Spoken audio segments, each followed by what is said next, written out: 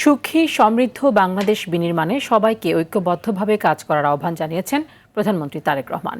সচিবালয়ে প্রধানমন্ত্রীর দফতরে ইস্টার সানডে উপলক্ষে শুভেচ্ছা বিনিময়কালে এই আহ্বান জানান তিনি। এদিকে ভাটারায় ইস্টার সানডের অনুষ্ঠানে বিএনপি মহাসচিব মির্জা ফখরুল ইসলাম আলমগীর বলেছেন, রাজনৈতিক কারণে ধর্ম নিয়ে বিভাজনের কোনো সুযোগ নেই।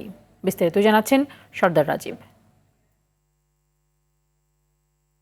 খ্রিস্ট ধর্মাবলম্বীদের প্রধান ধর্মীয় উৎসব ইস্টার সানডে উপলক্ষে প্রধানমন্ত্রী তারেক রহমানের সঙ্গে শুভেচ্ছা বিনিময় করেছেন প্রোটেস্ট্যান্ট চার্চের নেতারা। সচিবালয়ে প্রধানমন্ত্রীর দপ্তরের সভাকক্ষে এই শুভেচ্ছা বিনিময় করা হয়।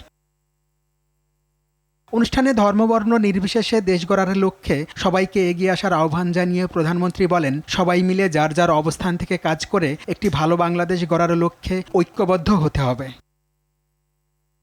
এদিকে ইস্টার সানডে উপলক্ষে রাজধানীর কাকরাইলে খ্রিস্টান সম্প্রদায়ের সাথে শুভেচ্ছা বিনিময় করেন বিএনপি মহাসচিব ও স্থানীয় সরকার মন্ত্রী মির্জা ফখরুল ইসলাম আলমগীর। এ সময় জুলাই সনদে দেওয়া প্রতিশ্রুতি অক্ষরে অক্ষরে বাস্তবায়নের কথা জানান তিনি। আমরা বাংলাদেশকে সম্পূর্ণরূপে একটা অসাম্প্রদায়িক, গণতান্ত্রিক এবং একেবারেই সাম্যের উপরে ভিত্তি করে আমরা একটা সমাজ করতে চাই, একটা রাষ্ট্র নির্মাণ করতে চাই।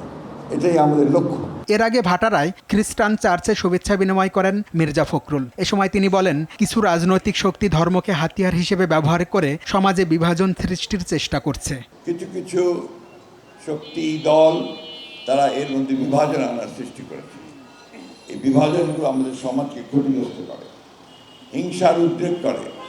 একটি শব্দ যেটাকে আমরা হেট বলি, ঘৃণা, এই শব্দটাকে আমাদের সকলেরই ঘৃণা করা উচিত। বেশি করে সর্দার রাজীব, RTV, ঢাকা।